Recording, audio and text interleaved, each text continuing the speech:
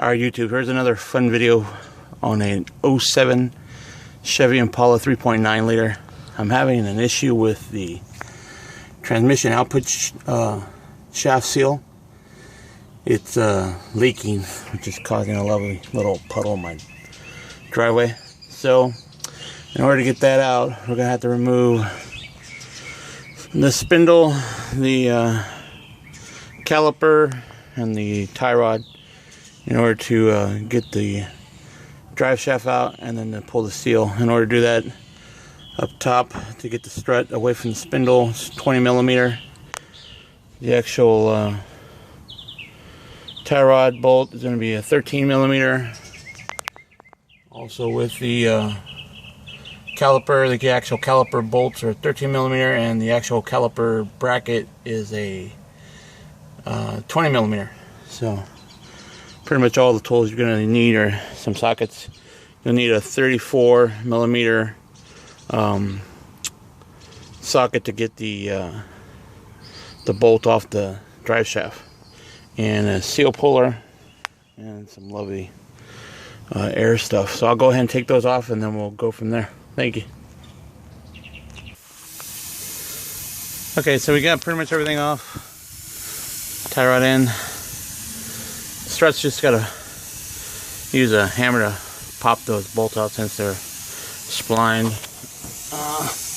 Calipers off. Axle nuts off. So once you get those strut bolts off, the spindle will have more play, so you can pull it away from the axle. If it gives you a little thing, just give it a bump on the end of the axle screw there, and then that thing should just come right out. So we're going to go ahead and do that, and we'll go from there.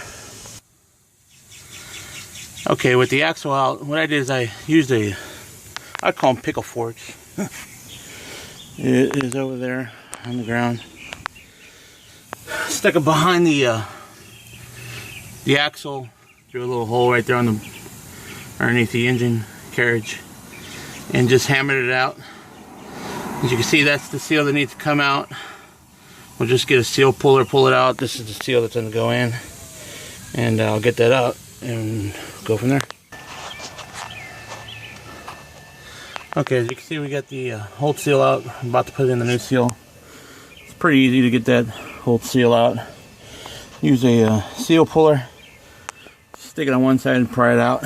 Now to put it in, go ahead and seat it as far as it go by hand, and then I'm going to use the old method of a piece of wood, and just lightly tap it around it until it seats fully into the output shaft. And I'll go ahead and do that. Okay, once you get that in, it's pretty much just reverse for reinstallation. Put the shaft in there, rotor, tie rod, caliper back on, connect it back to the strut, put a load on the car, tighten down the tie rod end and the axle nut, and then you're done. Thanks for watching. I know it's a little bit of help, but we'll go from there. Thank you.